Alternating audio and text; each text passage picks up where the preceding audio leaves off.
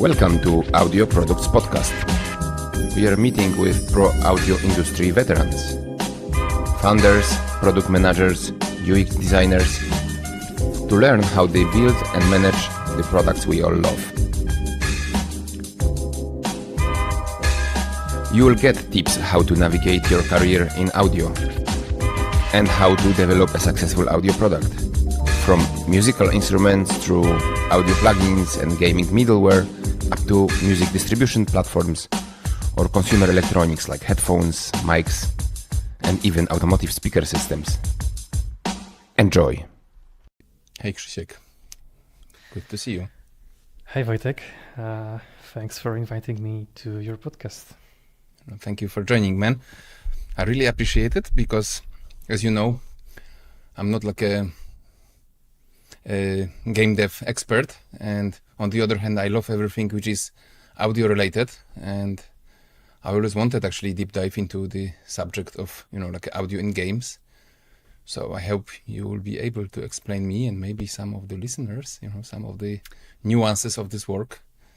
Sure, it's a pleasure to be among your guests. You're not into game dev, but are you a gamer? Maybe. Well, I mean, I used to be a pretty heavy gamer. I mean, but it was when I was maybe like in 20s, I mean, you love playing like Resident Evil, Silent Hill, Yeah. this kind of games. We used to actually we used to sit down in a group of friends, like smoke weed, when it was dark, and actually one of us was actually playing, everybody else was sitting around. And so that's, and of course Tekken, there are a couple of games, but later when I started to do some my first startup, I really didn't have time that much. So that was I was always like a bit worried that if I sort of gonna be sucked in by some cool games like Witcher or something, I can. There was always some kind of trade-off. Actually, you mentioned Resident Evil, and there was a premiere of newest Resident Evil 9 yesterday, 2 days ago, and it is super duper cool. Really recommend it if you have time. Okay, that's an interesting one. Actually, we're just planning to buy a console with my wife. We always say, hey, we maybe actually right now we are not so like a hardworking people anymore, so maybe it's time actually to chill out and come back to playing games again. But Krzysiek, maybe if you can to our listeners tell a little bit about yourself, so some of your, why did you also like how did you, and we obviously met before, so I know it, but I mean I a little bit how you ended up being an audio lead in games. Yeah, so originally I'm a sound designer for game audio. Currently I'm more like in a managerial role, but I will say it a little bit. I will tell you a little bit more later. But yeah, my path into game audio, it may be familiar for many who started in the same way, because it started with a music. Many of my colleagues from the industry also started with the music.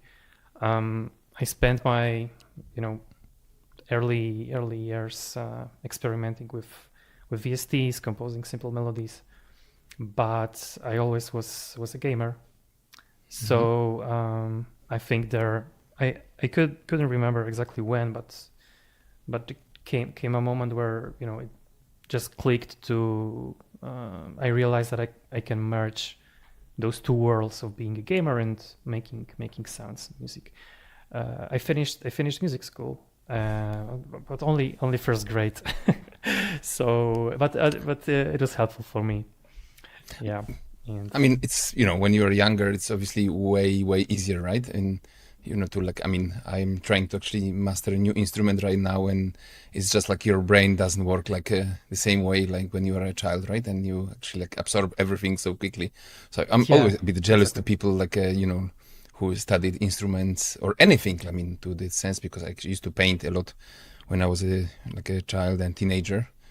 But I mean, that's not. But it was hard for me to improvise, to create, compose melodies after music school. because in the music school they're giving you notes and you have to play exactly what is written in the notes. I think in the second grade and later in the academy there is more like you have this creativity freedom maybe more, but yeah, it ends at the same.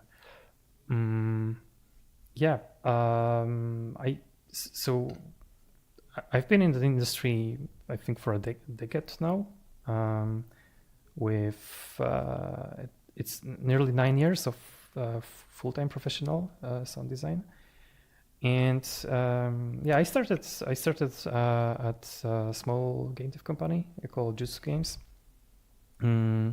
where I worked on titles like 911 Operator, 112 Operator. These were simulators,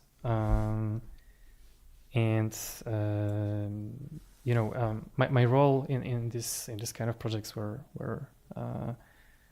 unique because it mainly focused on recording simulated emergency calls with voice actors. So I started my journey with voice actors.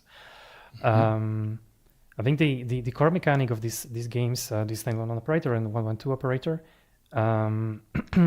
was around these calls and how to handle these calls correctly.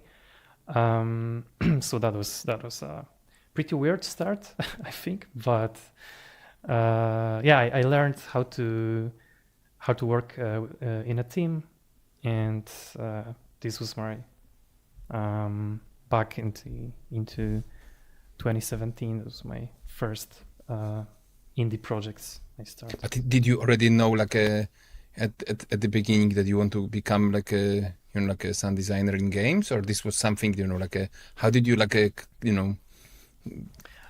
into this, like a music school? Probably you studied somewhere. What did you study? So or it's like your passion for games and background in music made you sort of into. From what I recall, in 2016 and 2017, it was 10 years ago almost. Job offers on the game dev market for sound designers wasn't that popular, but I finished my engineering studies then, and I had a choice to continue studying on the second grade or start work as a sound designer, because I found a job on the Skillshot. Skillshot is a site for game dev professionals who are searching for games professionals, and I found the job offer from Jutsu Games. So that was like, I think that was a moment to just decide to apply, and I think from that one moment my career grows. So simple decision. All right. What I wanted to ask, so you mentioned right now that you are already like a leader, right? So you're manager, or like a, how do you call it, audio lead, right? That's actually, I think, the title that is for people who actually manage the audio in the studio, in the game studio, right? Yeah. For the past 4 years, I think four. Yeah. I've been with Anshar Studios, a game dev company from Katowice. My hometown. This is how we met. Yeah. I joined as a lead audio for the Painkiller project, for the latest the latest release of Anshar Studios and Saber Interactive. That was a kind of pivotal role for me because it combined hands-on audio leadership, it combined being a sound designer for this project, and team managing at the same time. So that was pretty hard for me. But recently I shifted toward more managerial and strategical role. So now I am primarily responsible for people development and together with other managers and directors scaling the department. Actually, the department is animation and character art also. So this is like the department combines a couple of specializations into one. Cool, cool, very cool. Okay, so that's really interesting because I mean, this is what I would like to sort of ask you for first. So how musicians, or generally how anybody who loves audio and music could find their career path in game dev. I mean, that's I think really interesting career path, and but I understand that there are multiple, and also I understand it depends also, like I think, from the size of the studio, but there are so many different roles. You already mentioned sound designers, but I mean composers, and I'm not sure what else can what kind of roles can find in audio in games? Yeah, there are many actually. I think dozens. I mean, it depends on the project scale. It depends on the company scale. If company can afford to, for example, hire technical sound designer or audio programmer or other specialists that their specializations are tight, so there are multiple roles for that. For example, as I mentioned, you can be a technical sound designer. This person combines skills. Mostly, this person is not creating assets. He actually sitting in a middleware, like Fmod or Wise, and in the game engine, and he's helping sound designers implement sounds. There is also, for example, there is also an audio programmer. So hold on. So let me understand. You're saying that the sound design. I mean, I know, but I just wanted to be sure that everybody who maybe are not into game audio understands. So like a sound designer and technical sound designer, right? And you're saying the one is who create the assets, so create the sounds. Let's say like a whoosh or like like footsteps and whatever. And then there is another person or in larger projects that can actually only focus on the implementations of those assets, so the sound designs that were created by the sound designers into FMO or Wise, so they can be like implemented into the game engine through the middleware. That's what you're saying. Yeah, that was actually a model of when I worked for CD Projekt Red on Gwent, the Witcher card game. And when I worked in Reds, we had that was my first experience with proper audio team model. We had a lead audio, we had 2 sound designers on board, and we had a technical sound designer, which was super helpful for us because we could focus on creative perspective of audio. So we could focus on creating assets, and then we sent these assets to our technical guy, and he was focused on what he was doing the best. So on the implementation, and that was super cool. Actually. Yeah. That's actually, you see that it's interesting that you say that.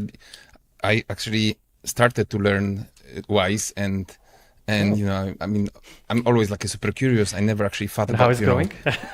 Actually, like I stuck with the first certification because I also I changed up in the middle, etc. So it was pretty tough. But I mean, at least I got the idea and know sort of what this a real-time audio means, and I can at least understand the major concepts, but it was actually pretty scary. I mean, I think I say, in every episode of the podcast, my small, a side dream or on the bucket list is to create a music for a game. And there was a moment that I was in between jobs and I was actually actively pursuing writing to studios, etc. I remember this is how we met because I wanted to also have your advice But then when I saw, oh, gee, and I need to actually understand so much of the technical stuff, so it's pretty hard actually to be a skilled sound designer. Being a sound designer is already a hard enough job, and then if you need to become like an expert in some middleware or like a game engines, that's already like, oh, that's gonna be so hard. So now when you say that you can actually break down this job, so one actually focuses on the like a creative part, and you have somebody who's like an expert in implementation, that makes the life. And also like for a composer, I mean, I understand that sound designers are a bit, at least to me, they sound a bit more technical, but you have somebody who's just like, making music and then go to Wise and try to implement it. Yeah. The moment you realize it's not a linear media after all, right? So you don't only think about making a composition of music from beginning to an end. You are thinking about layers, about horizontal implementation, about vertical implementation. You think about where to place proper triggers in the game, so that the layers could work effectively on the player's feedback. Yeah, that's non-linear music. So actually, there are also, I think, in the CD Projekt right now, and it's the same large companies. They are not only music composers, but they're also technical music designers or musical designers. These are different roles actually, because there is a guy that implements the music or creates musical systems, and there is a guy who composes music. So he can focus on composing music, and the other guy can focus on creating musical systems. So it's interesting. So exactly the same. So like it can be super complicated, like with sound designers, sound designers. So you mentioned that you work on Witcher, right? On the first Witcher, the second Witcher, on which Witcher? I worked on Gwent. That was a standalone. That was a totally separate game called Gwent in Polish. Okay. Yeah, so this is a card game, separate card game they developed. Okay, gotcha. Yeah, but that makes sense. I mean, you also, like I mentioned, dynamic mixing. I mean, anybody who, as you know, I work at Avid, so mixing and, like in Pro Tools and I know how, I'm not a mixer at all, but I understand how, like a linear music and mixing, how complicated it can be. So, I think it's pretty astonishing technically, how you can create, musical or generally like audio system that is actually, you can, play different sounds in different musics at the same time, and it's not going to completely fall apart, right? So you have actually, for example, sound that, maybe with some certain frequencies that actually add to another sound, and it will blow up entire like a system. That's actually pretty astonishing technically, to be very honest, right? But I understand this is also not just technically. I know that we're just moving away from the people and going a little bit to tools, and we wanted to talk about it later. But I understand this is also like on the level of collaboration between people, right? So you need to like plan it ahead a little bit, or this is all done through like some kind of technology and mixing. Oh yeah, this is maybe I can back to the skills that you need to grow in game dev. So okay. I always say that this is a combination of technical proficiency, creative skills, and the ability to collaborate with people, because you have to manage or work with, hundreds of creative heads, and games are super complex collaborative projects, and you need to understand complexity of game production, psychology of people, and how to empower them. And at the same time, you need to understand the game dev processes, which are super, super complicated, and they are different for different genres. Okay. Yes. Okay. So listen. So like wrapping up the subject of the role. So you have like a sound designers, technical sound designer, composers, like some sort of music technique. I'm not sure how to call this, But I mean, yeah, people who make these musical systems, are there any other roles like in the audio realm of the game that you can encounter? Actually, there are. You can also think of people audio who are. developers. Sorry? You mentioned already like audio developers, right? So. Yeah, audio programmers, audio developers. Mm-hmm. Yeah, they are. These are very rare people, I would say, because it's super hard to find them in the market, especially in Poland.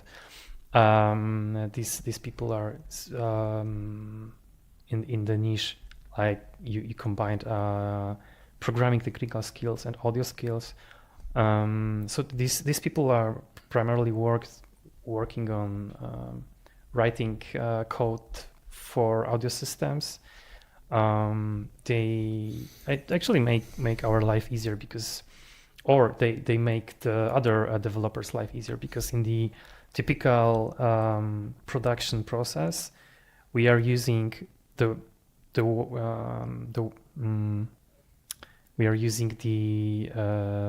time of other programmers, and when we have a dedicated audio programmer, we don't have a bottlenecks in the production. So these people are super useful not only for us but for the production process. And they can create a very complex system that requires coding, and basically that's it. But it's actually interesting, because I thought, that if you take game engine plus all the like middleware tools, maybe some like sound libraries, etc., something connected in the ecosystem, isn't that enough? So you're saying that you build like some all like custom tools that are specific for, or some kind of, or this is like audio programming, or some like related to the like a like a sound itself, or this is something else that I'm just trying to understand what kind of audio programming is actually required it can be required in the game. So like a to what extent audio tools that are, let's say, ready-made like Wise or F-Mode are sufficient to build a game, or what else have to be developed? Yeah, I think it's still how you can focus on your work, and how not to be a one-man army for some parts of our work. So to work efficiently at a larger scale, you need to think like a developer. So but as you mentioned, the programming for audio programming is not only about writing the game's code. It's also about building tools that allow us sound designers stay creative. So this is like mostly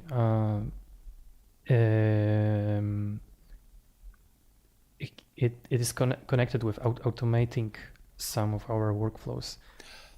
You can, for example, you can use something that is called Voice Authoring API, WAPI. In a large project, you might have thousands of assets that need to be imported, organized into hierarchies, and assigned into specific events. And doing this manually is super time consuming. When an audio programmer writes a script, mostly in Python, they can build an entire actor mixer hierarchy from a folder structure in seconds. So this is mostly for streamlining our work.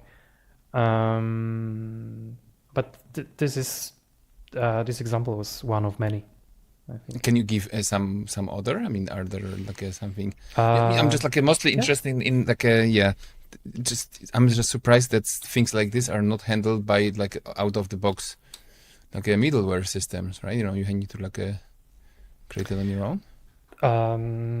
You can also make scripts for your middleware, because as you already learning Wise, so you already realize that it's a very huge and complex tool, and it's not ideal. Sometimes when you have very specific work, you have a very specific job to do. Wise or F-modes don't allow you to work efficiently. You need to write a script for automation. Gotcha. Also, maybe this is another example, but I know some designers, and I also tried it. Do you know Reaper? The DAW? Of course. I actually, I use Reaper for ambisonics, right? I have this like ambisonics microphone, and I just learned that Reaper is the best DAW for immersive. I maybe should not say this. Working at Avid, I should say Pro Tools is always the best for everything. Actually, Reaper is our industry standard. So many companies use Reaper. Many game dev companies use Reaper. And there are also, I think,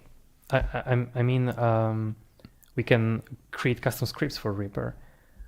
We can create scripts for batch rendering, hundreds of variations. When you need variations for sounds, you can make scripts for I don't know, checking for clipping or silence at the ends for the files, and so on and so on. And you can actually also create scripts for connecting Reaper with Wise. So some assets that are created in Reaper are, for example, automatically sent to Wise and are assigned to proper hierarchies. Gotcha. I think Nuendo has it like a built-in, right? I mean, the only DAW that actually has a native integration with Wise is Nuendo. Yeah, it's called ReWise. ReWise. You mean the bridge between Reaper and Wise? Yeah, it's called ReWise. ReWise. No, I mean that I never used it, but I learned that Nuendo from Steinberg has a built-in integration with Wise, so you don't have to create any scripts. Yeah, I think a couple of the DAWs has it. Oh, okay. I didn't know that. Yeah, it's all about shorten the path from creating asset to implement in the engine. Gotcha. Audiokinetic, the company behind the Wise, from what I know, they already are working. They announced it, I guess, or I may be wrong, but I think their primary goal is to make this path super short. So you are creating an asset and it's already in the engine. And Gotcha. Yeah, I mean, I make if you don't mind, I'll make a small a self-promotion, or not self-promotion, or the podcast promotion, because the second guest on this podcast was actually co-founder of Audiokinetic, Simon Ashby, and he was actually, that's why I got so interested about game tech, right? So all this game tools, because when I was starting out doing, and I do this podcast mostly for a for an education for myself, more like a side project, and he was actually explaining all the real-time audio, how does it differ, and got me sort of into learning Wise, and so if he actually listens, we can say hi.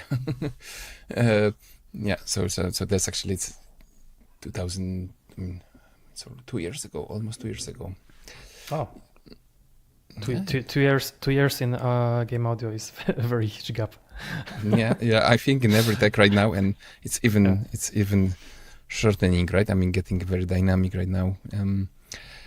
Anyway, yeah. So you're saying that, shortening this process. But can I just go back, because we're talking about the skills and people. So, is there anything? So programmers, music, sound effects, and programming. That's what I can see. These 3 big buckets. Anything else that we can think about? Yeah, we can think about audio QA, like quality assurance people. Okay. So having this dedicated person on board is also golden, because I can imagine. Because you after creating assets, after implementing it, there is also a process of testing, right? So if we have this kind of person on board, having this guy not only for creating Jira tickets or giving us information. Oh, hey, there is a bug that, for example, footsteps are not working. So not only this, but giving us also a creative and feeling feedback is super good. Because sometimes we, as a team of sound designers, we live in a bubble, because we work under NDAs, and we live in a world of sounds that is not having a feedback. We are not having a feedback from the outside. So having anybody from the outside that can give us feedback, like for example the QA guy or other designers, other programmers, it's super cool for us. Super interesting. As you know, the like a main theme of this podcast is like a audio products, so like a audio product management. And I was always like curious because I come from this like a product management background, where actually what you do is mostly you listen to the feedback from the customers and you try to translate it. Of course, it's much harder. I think game is such a huge project, and you cannot develop it in an agile fashion, right? You do with software, so some of this rule may not apply this easily. But I was always trying to find out, are there like a product management functions in the game studio? So somebody like I don't know, like who is a producer is the person who's just like a main person or like a leading the development of the game? Producer is, you can think of him like project manager. He's called producer, and depending on the scale, there is a executive producer, the guy that stays on the top, and he manages other producers, and he's also responsible for budgeting, for contacting with investor clients. Gotcha. And there are producers that for me always they are having the best job, because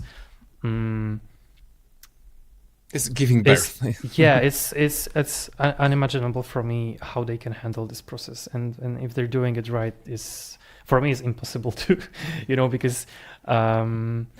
because game dev and game development is iterative process, and there are so many factors that can hit your production process in the meantime, and these people needs to extinguish any fire in this process, and they mostly sometimes it's good that you mentioned about producers, because sometimes there is also a dedicated audio producer. Okay. I think I know at least 2 people or 3 people from Polish industry that are dedicated only for audio. So Krzysiek, I have a question, because we touched the producer and sort of like you mentioned this like living in the bubble, and I just wonder, in general, when you build a game, not only from the audio perspective, is there any like a user testing groups? In the software world, when you build a typical like a software, you have some kind of alpha and beta, so it's kind of getting early feedback before you like release the product to minimize the less risk of failure. And I just wonder, is there any kind of early validation, or maybe way that producers can get any feedback? Like some people under NDA, or it's just super interesting, because I know it's also I'm just asking these questions because we're also going to talk about the market and some trends, and obviously there are some spectacular fuck ups as well, so building a game is such a you spend millions just to learn at the end that maybe the game didn't work out, right? So is there like any ways to minimize this risk on the way? Yeah, that's actually a tricky question, because it depends on I can always say it depends on scale, but it also depends on how you plan the testing process and production process. Sometimes you can have focus tests and focus groups on different stages of development. For example, you are passing through vertical slice of the product, and on this specific milestone, you invite some testers, you invite some people from the outside. You organize playtests for them. Sometimes the company just don't have time for it because of specific production process. Sometimes it's too late for tests, for conducting tests. I mean, it depends. If the production process is well organized and they think ahead of focus test groups, I think it's beneficial later. I think it is. You think it is? You think it is? Sometimes it is, but it's also depends on how you conduct this test and what conclusions, are you drawing from those. Drawing from this. Listen, I mean, why I'm asking is I know it's a tricky question because on one hand, I strongly resonate with, for example, what Rick Rubin usually says about the art, right, and entertainment, that you have to do it for yourself. Otherwise, it's just like a commercial, like rubbish, and you first do something which is you think is perfect and is going to be the best for the listeners, right? And on the other hand, there is obviously like a commercial aspect. You build a product after all, right? And actually you balance, these two things, right? To not to be completely drawn by the market. You want to be innovator, right? You want to bring something which is, I think, such a great combination of people, and creative artists, right, from music and and visual arts and the stories, etc. So yeah, I mean, I'm trying to say that probably listening to to people is not always the best thing, right? And on the other hand, yeah, it's not just a completely, you have to still make if the game is not successful, it can end up by closing, right, the studio even, right? I mean, yeah, that's a pretty challenging probably subject, how to use those tests and how to, like you say, draw like good conclusions, right, from it. Yeah, especially recently the market is super tough. Some projects are we have for example the Blue Point games, the studio that stayed behind very successful remakes like Demon's Souls was closed. Sometimes it's I think it depends on, there's someone on the top that has an Excel and something is, light red on this Excel, and even if this company is making profit, then it needs to be closed. There are more irrational decisions in the market nowadays. But yeah, it's listening to I think it's always the same, like the quality of feedback you receive, the conclusions you draw from it. You can also I think you need to listen to games. We also need to be players. We could not forget about playing, because in the great games there are great solutions that we can implement into our products as well. But you see, like you point you made, I mean, being a gamer, one thing, but I mean, you mentioned this living in the bubble thing, and I just wonder how, I mean, coming back to audio again, how can you like a sort of like a, how do I call it, like a unbubble yourself, like how can you like leave your bubble and actually, because you're saying like how can you come up with some great out of the box solution? Is it not like a danger that if everybody in the industry live in your own bubble, then everybody just copy the same solutions from everyone else, and it's just like a saturated and very similar, so how to come up with the new idea, or how do you and how people come with some fresh great ideas, and maybe how potentially sound designer or like a composer can bring something fresh, I mean, I have an idea, but I mean, I'm curious what you think. Actually, this is very tough for some designers or other creative people that work in the bubbles, right? But we can rely not only on references, but when it comes to feedbacking our product, there are other solutions. For example, when we on the Painkiller production process, we signed an agreement with our colleague, also sound designer from other company. So he signed an NDA with us, and he came to our project, and he gave us huge feedback on some areas of gameplay. That was on audio side, of course. But it's still like within the realm, like one studio guy from another studio guy. But I mean, I'm just trying to ask a question. How can you sort of is there like a chance to bring some completely new ideas to bringing people maybe from the outside of the industry, like I don't know, new designers, or how designers maybe learn new stuff, so they can bring something completely unexpected and new. Okay. So this is a totally different thing. Actually, this is a very good question.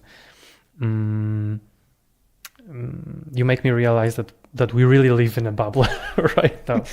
I live also in a bubble. To be fair, Yeah, but I think we also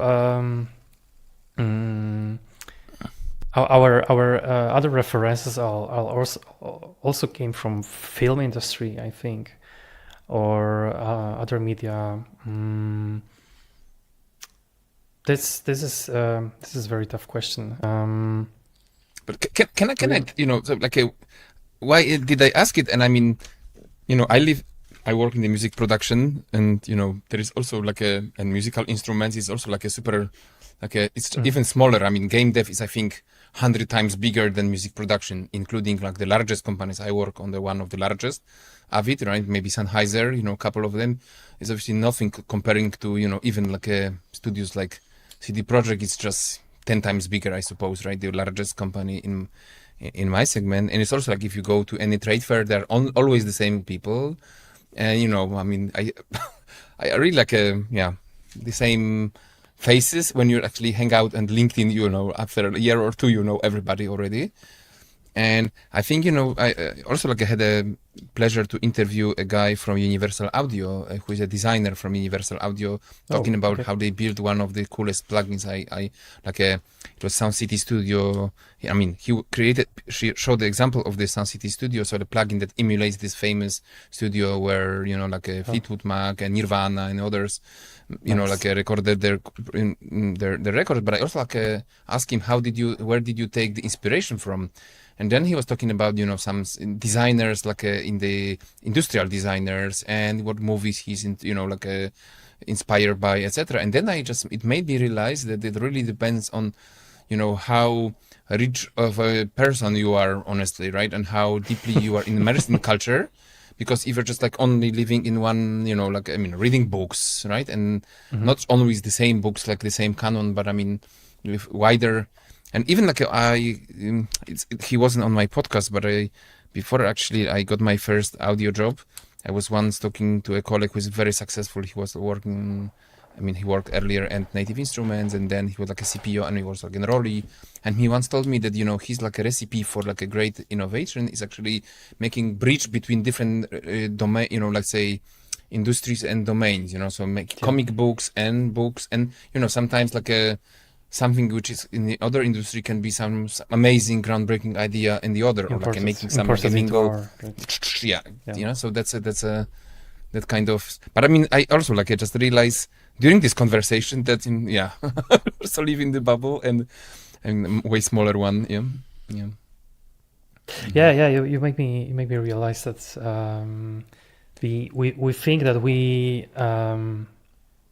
we think that we may be creative in one bubble, but I think there is a world out there and inspirations that can be imported into. But yeah, I know. Yeah, maybe I can tell you how we started the pre-production. I mean, the concept phase of the sound, and so we are creating something that is called Audio One Sheet. We incorporated it from the guys that developed League of Legends. And I'm not sure if you are familiar with this title, the Riot Games. Okay.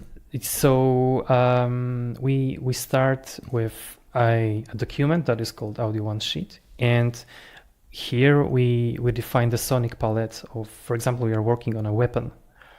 Here we define the sonic palette of this weapon, the aesthetic constraints, and we are making the reference heat map here.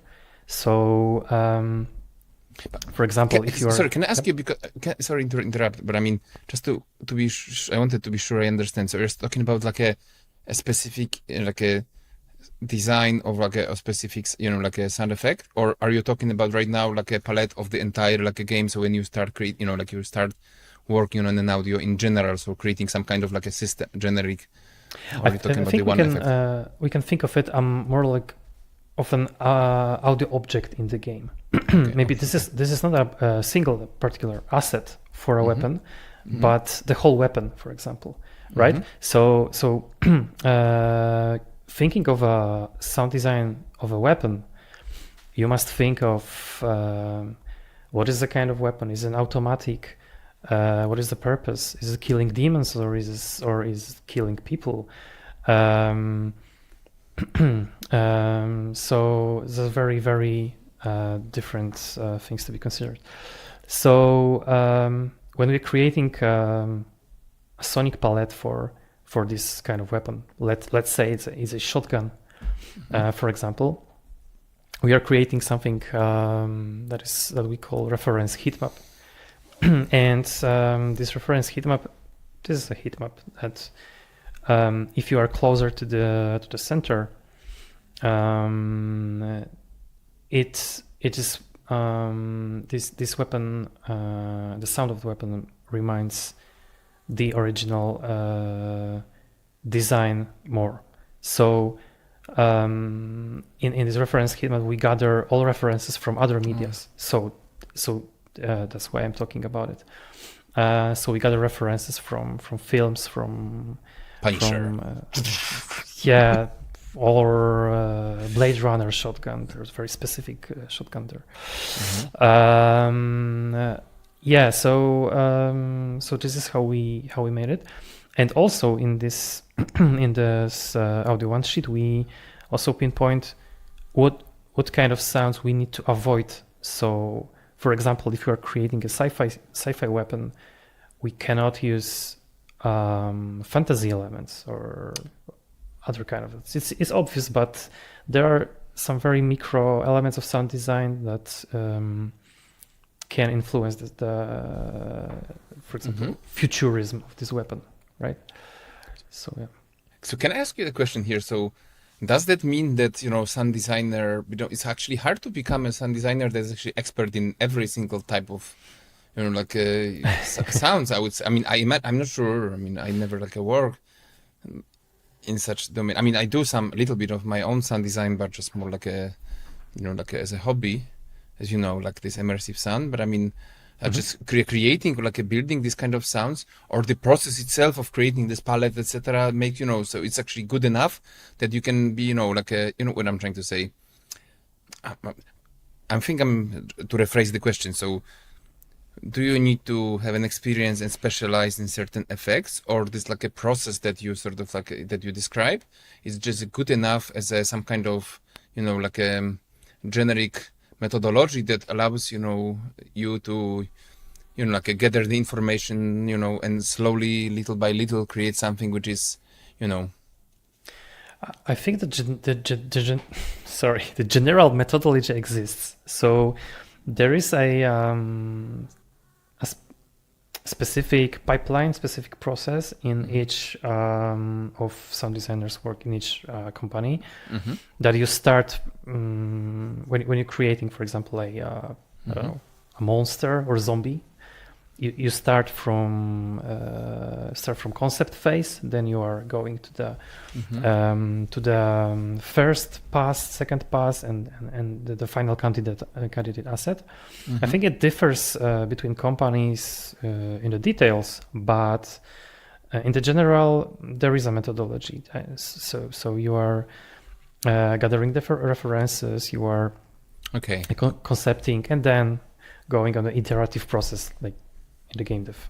Okay, gotcha. So it's not that you are actually that's so I'm just like trying to imagine me sort of joining and actually being like thrown, and so now create this, and there is actually a way you can.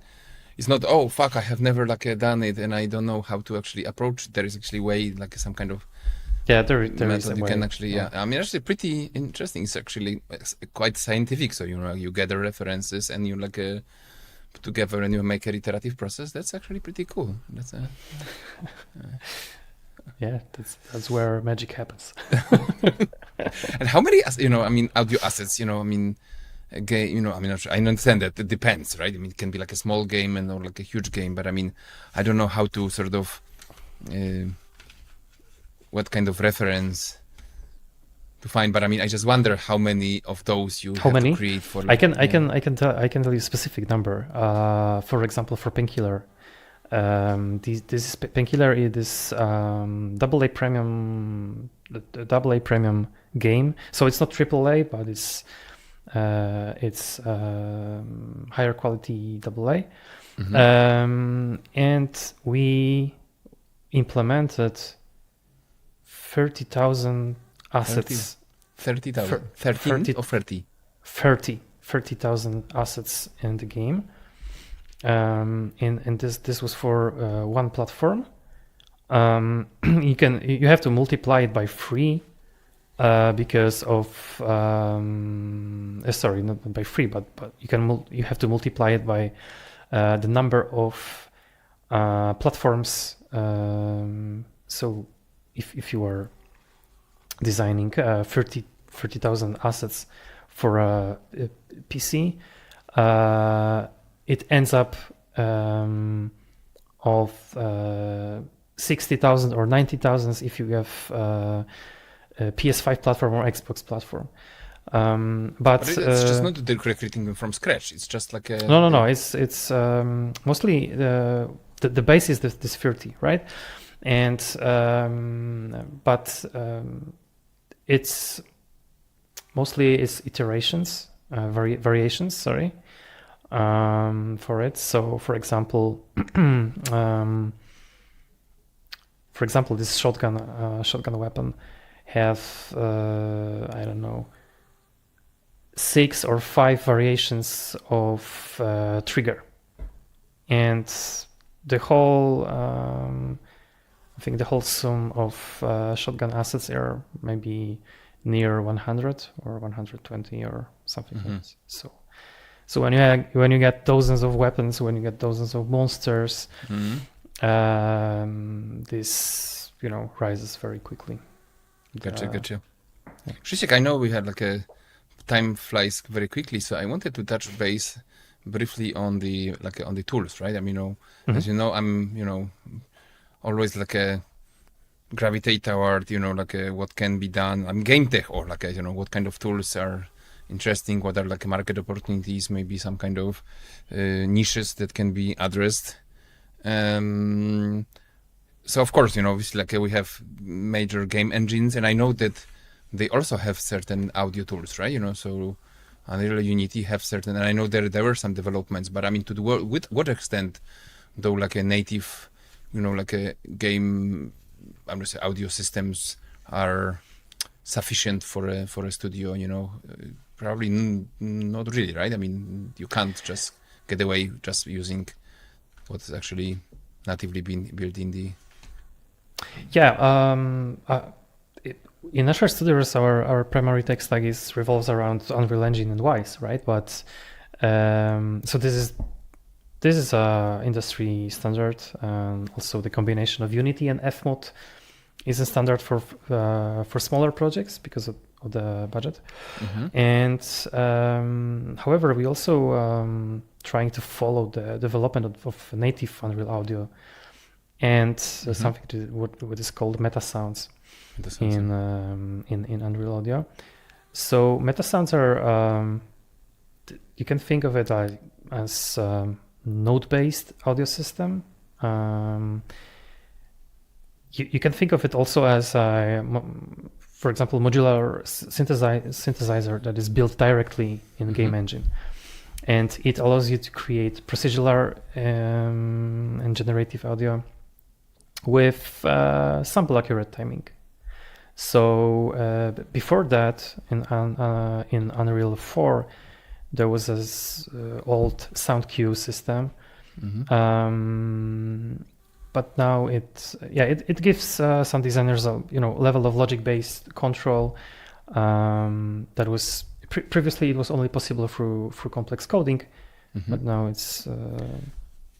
So does that mean that Epic Games, they just try to build their own system so they can just take away the middleman, so to speak, from the picture? Is this just the direction? Because I started to read about it for the first time when talking to Simon, and I say, it looks like you have designers and those and some kind of instruments and microphones, and there is somebody took entire a middle market, right? So is it actually possible in the near future, so this to be developed, or from your perspective it's so much?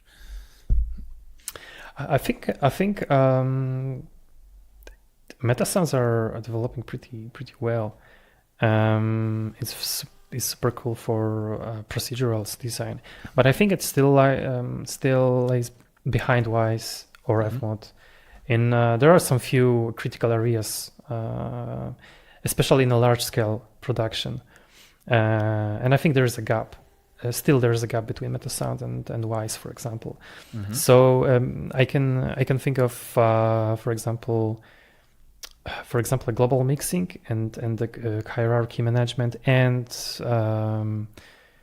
management of thousands of files. Wise is super good in organizing structures and managing complex bus hierarchies in the mixer, for example. I think it can be done in Unreal in MetaSounds, but it's more difficult. In MetaSounds, building unified global mix for a massive project, it's very challenging still. There is also an area of profiling and the debugging, I think. So maybe I'm biased. I can be biased. Yeah, but the Wise just profiler. Your personal opinion. I'm not asking objective true, but we never actually know what objective true is, right? But yeah, I know. I may be biased because I work on Wise day to day. But for example, the Wise profiler is a super cool tool. It allows us to monitor in real time parameters across platforms. Unreal's native profiling is also good, but maybe it doesn't offer that level of granular external oversight. Getcha. Yeah, so there are still some areas of, for example, spatial audio. Managing of acoustics simulations is super easy in Wise, but not that easy in native Unreal.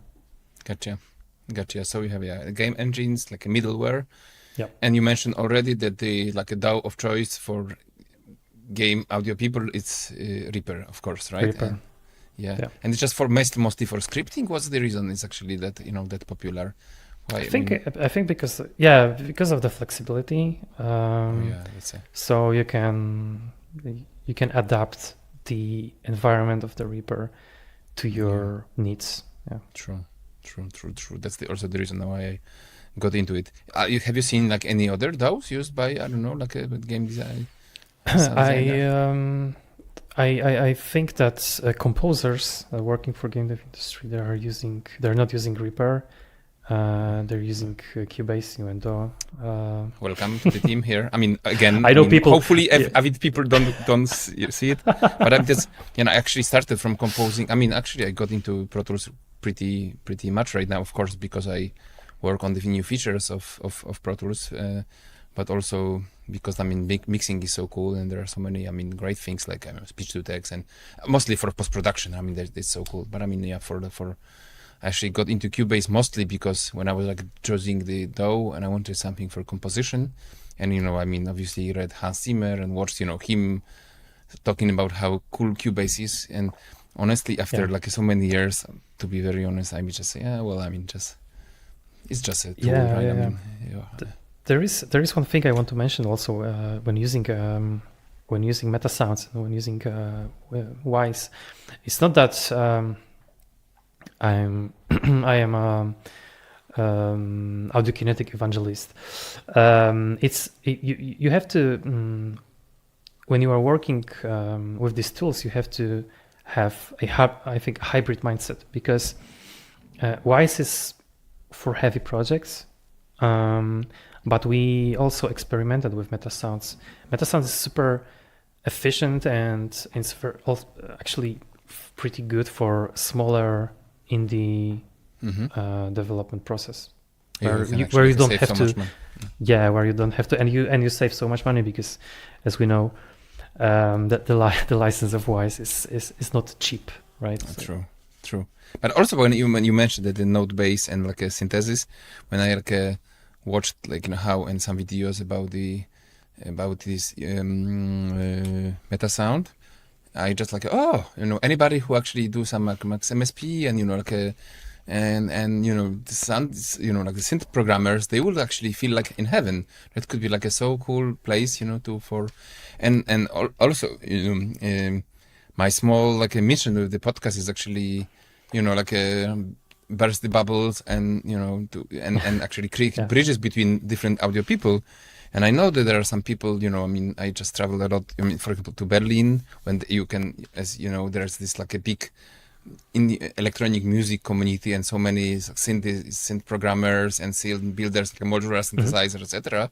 And they were actually, we were sitting over beer and they say, hey, this is such an interesting area, because we also how many modular synthesizers you can sort of build. It's just, I would actually explore very, very much, the new areas of audio, and game being one of them. And maybe it could be also some fresh, a perspective on, Totally. what from this community, they just build such amazing things. Yeah, so that's a cool. But also I can see. I think it's more than in other industries. Maybe I'm wrong, but I also have a certain people that I follow. So maybe I'm just I'm biased, but I can see there is actually pretty much. Many built-in scripts that audio designers in games share for free, right? As you can see, hey, I just created this kind of occlusion algorithm or something, and I can see they're just throwing their a GitHub, hey, this you can access it, you can download it. Yeah, so that's it's becoming popular right now. More and more people. Yeah, I noticed it the same like you. I think it's also a part of a personal branding as well, where if I think it screams hire me, because I'm not only creative, I'm also technical. I can create scripts, I can save money, because you don't need to hire a programmer for some reason, right? Most of them, and it became popular, I think, because of AI as well. And AI allows us to create it efficiently. Yeah, true. Yeah, so many people I can even build right now. Pretty cool stuff. Krzysiek, before we actually move on, I just wanted to let everybody know who is actually watching and listening. So to those who are watching, you can see it on the screen, that you can follow the podcast on any platform of your choice, so YouTube, Spotify, Apple Podcasts, whatever, right? I mean, the Amazon Music. There is also Discord servers, so there's a lot of people who build audio products, and they're just nerdy about building some kind of tools. It's also called Audio Product Academy. So if you you can actually access it also through the description in the video and of the podcast, and also on the other platforms. And there is also a buy me a coffee page. So for those who would like to give a small donation, help us to invite great guests like Krzysiek, you can go to buy me a coffee audio podcast, and also the link is in the description of the video and on the platforms, streaming platforms. So it will be great. It's non-profit project. It's just for sharing knowledge and help people. So I will really appreciate, right? So Audio Products Podcast on streaming platforms, Audio Product Academy on Discord, and Audio Podcast on Buy Me a Coffee. And this, will make a difference. Thank you, everyone, for your support. And sorry for this, a small interruption. Everybody needs coffee. I know. Yeah. Indeed. So what else? So I just wanted to, touch briefly also about, on the, if we may, and for the end, about the market, right? Because you mentioned already that market is pretty tough nowadays, right? So can you elaborate a little bit about this? Yeah. Sure. So I was thinking specifically about the Polish market, maybe, but this touches, I think, anybody in the industry, and I think the current situation in the Polish market reflects a global trend. So we can talk about it. Yeah, I saw Ubisoft. Ubisoft was going through some, problems, I think, right? Yeah. Maybe this is not exactly connected with what I wanted to say, but for a long period of time, we called it a crisis because there are many layoffs recently. But for my personal opinion, it's not a crisis anymore. It's a new reality that we need to live. It's a new standards of a market, but to the point.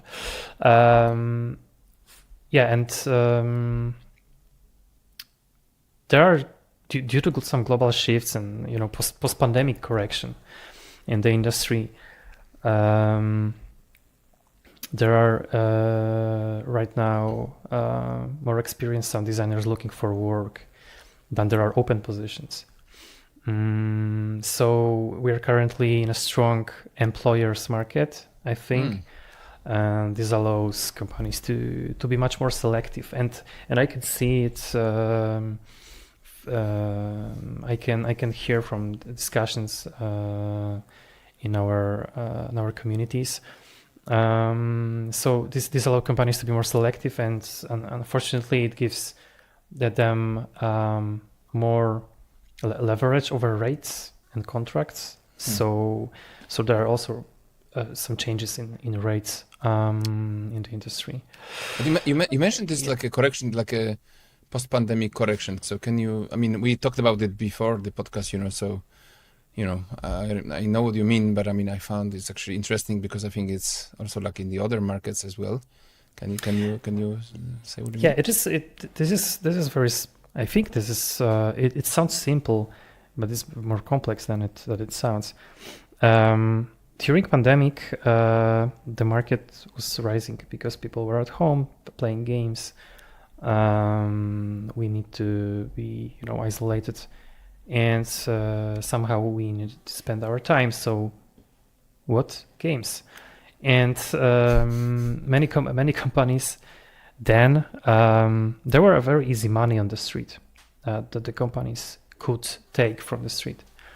The investors that days in 2020, 2021 were super. I think they gave easy money So it was easy to actually create a company. It was easy to get this money and create a game. And there were, of course, people who took a benefit from it, and they created a really nice projects. But there were also people that unexperienced, they were very unexperienced, and they took this money and creates, I would say, not good products at the end.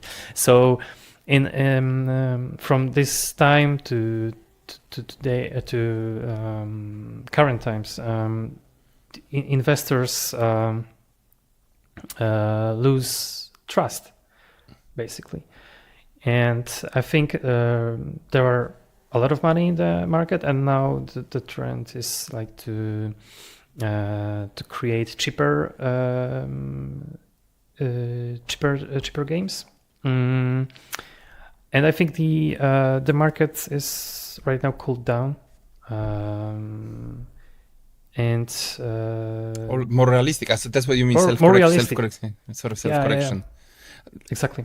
You see, I wanted to draw to this attention to this subject because not only gaming industry was like a hit by this like a hyper optimism of investors.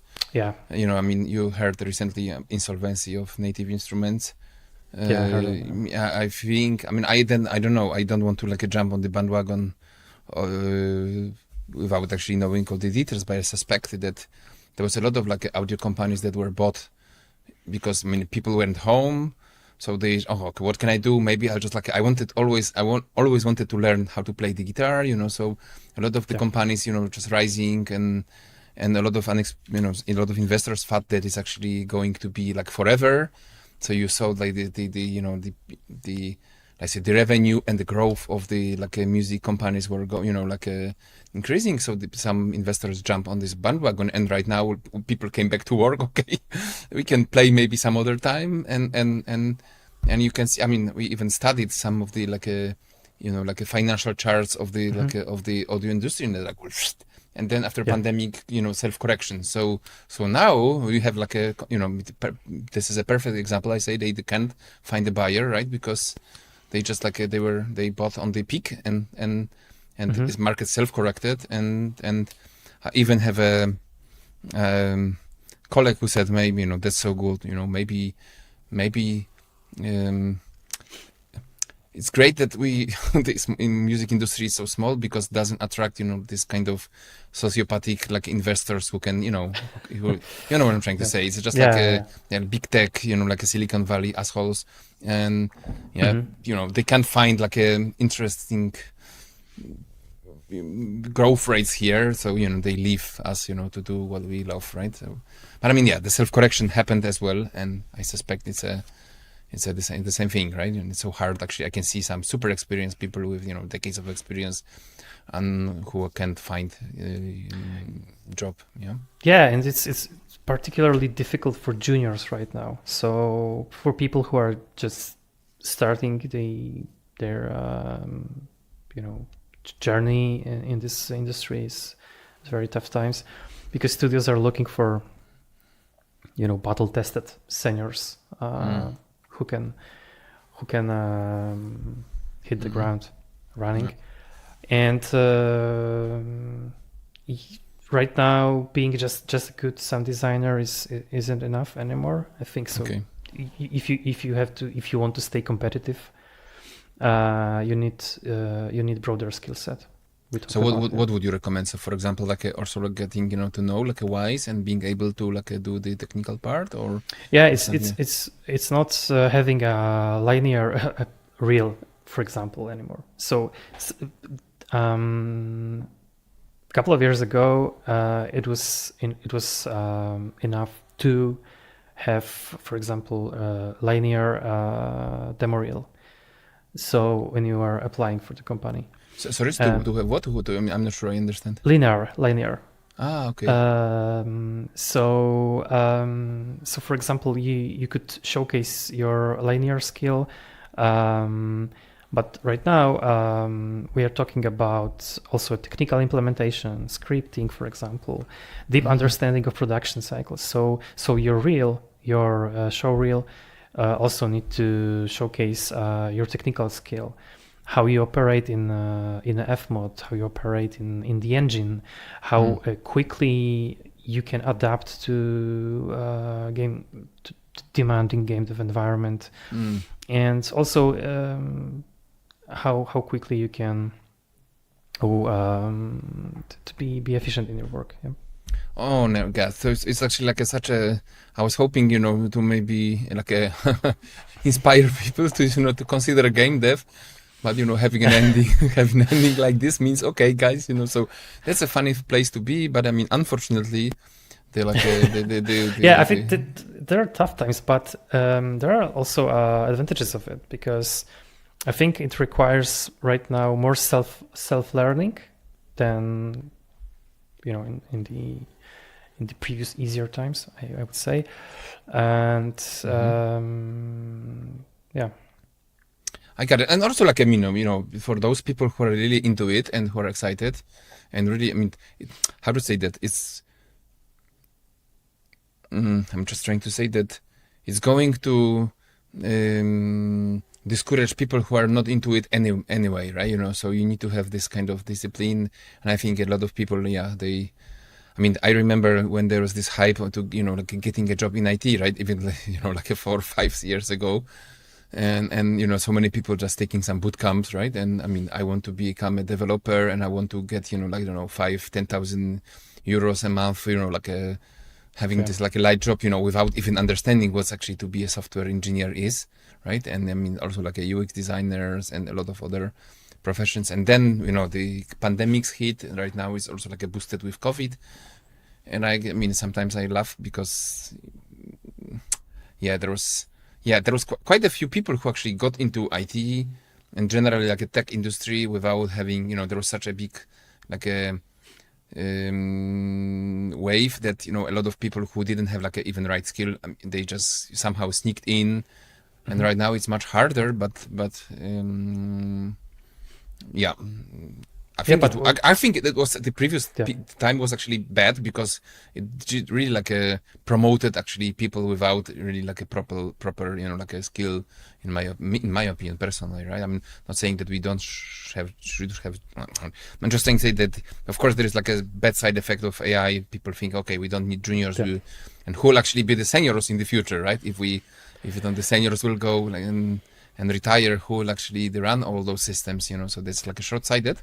But the other hand is, it's that was actually pretty crazy to see people who got a boot camp, created a few designs and got become like senior designer. I actually I was like a head of product development at the time, and hiring like a UX designer who didn't know how to visualize certain data, etc. She show me the the portfolio, show me the CV at the end.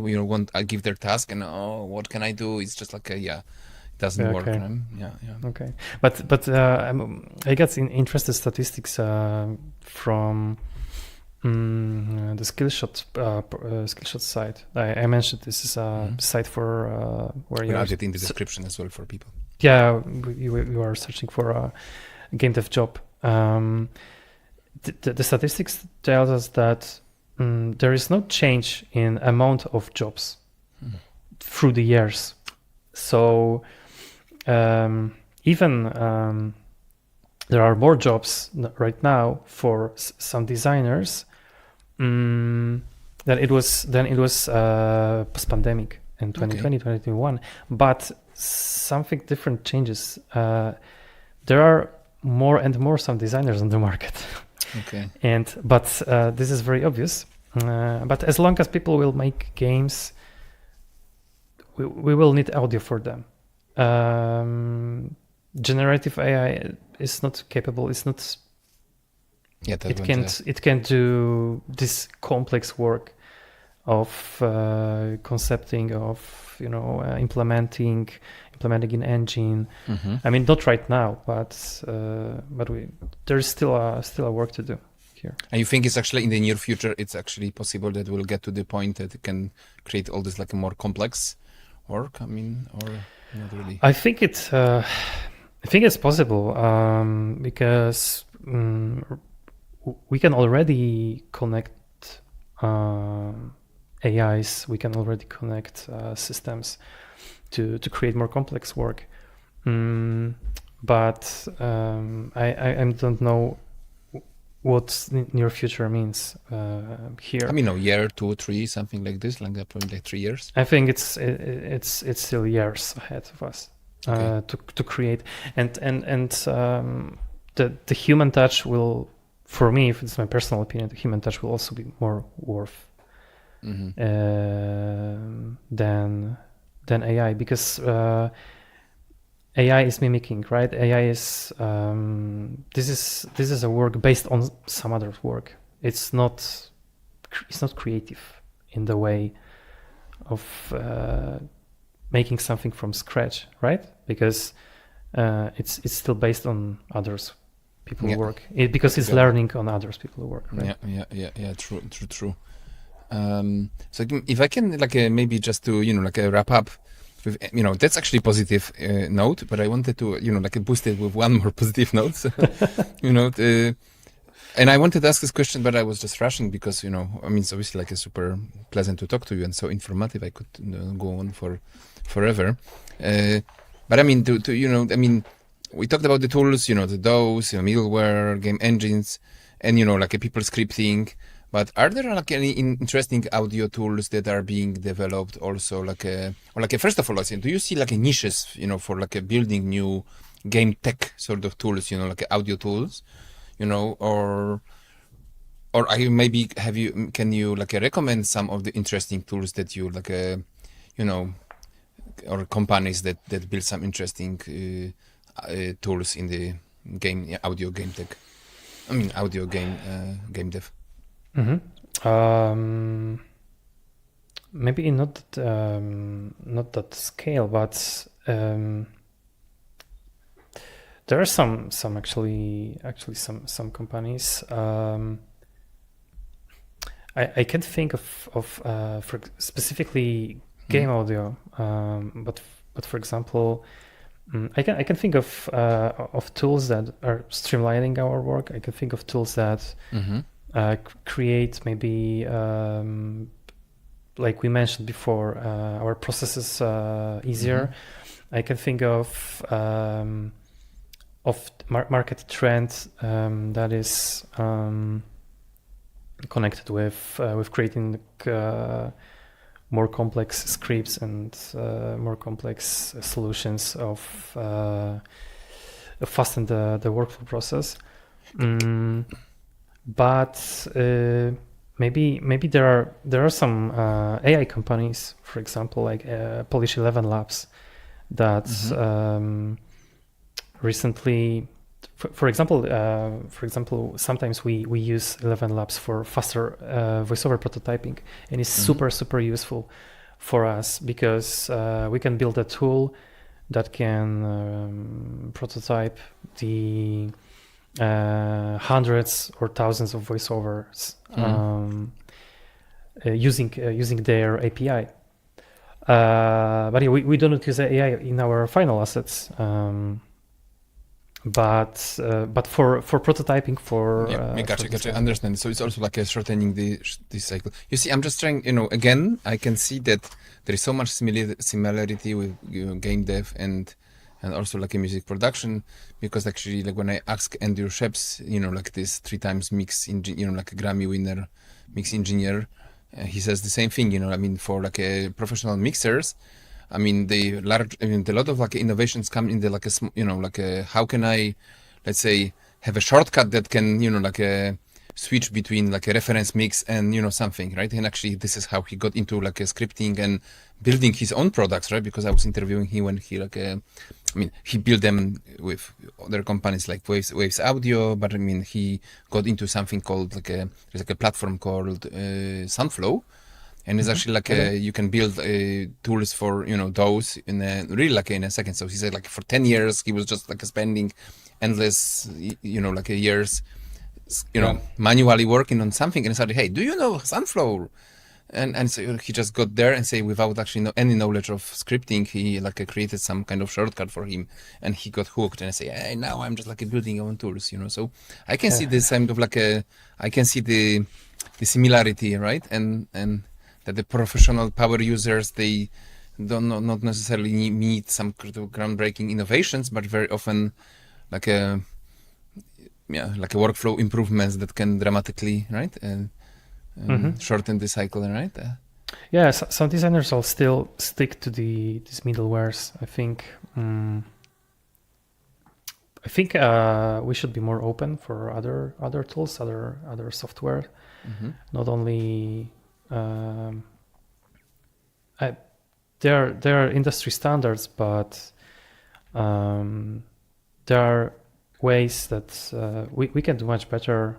For example, by programming or coding some other aspects than Wise is doing. There are some other engines, for example, for spatial audio, 3D audio. I can think of something that is called Atmoki, for example. Of course, I know. Yeah. Yeah, you know Atmoki. Yeah. So I haven't tried it, but I saw that it delivers, for example, binaural rendering for headphones. Or as you know, I'm just into this a 3D audio quite a lot. Yeah, you are. Yeah, exactly. So so I just follow closely what's in there, and actually, just trying to understand what's on the market. Yeah, so that's actually quite a lot, So there is actually maybe a way to build new tools for audio. Yeah, there are still some areas to explore for game audio as well. Krzysiek, listen, we ran over anyway, so I really appreciate you shared your knowledge, and honestly, there is so many things we haven't thoroughly explored, and I would just go deeper into, but I hope this can be for the listeners some kind of 101, and we'll be able to explore a little further, and so appreciate your time, and thank you so much for joining. Thank you, Wojtek, for inviting me here. Yeah, it's been a pleasure sharing my perspective here today, and for anyone who's listening and wanted to, start in the industry, just wishing good luck for you. Right, exactly. Thank you so much, man. See you. Thanks. See you. Thank you for listening to this episode. I hope you liked it. You can find us on Spotify, Apple Podcast, and of course on our YouTube channel. Make sure to subscribe to it and hit the bell, because we publish a lot of interesting videos there, not just the episodes. You can also become a supporter and get premium content like additional reading, unpublished videos on our Buy Me a Coffee page, linked in the description of this episode. See you in the next one. Yo.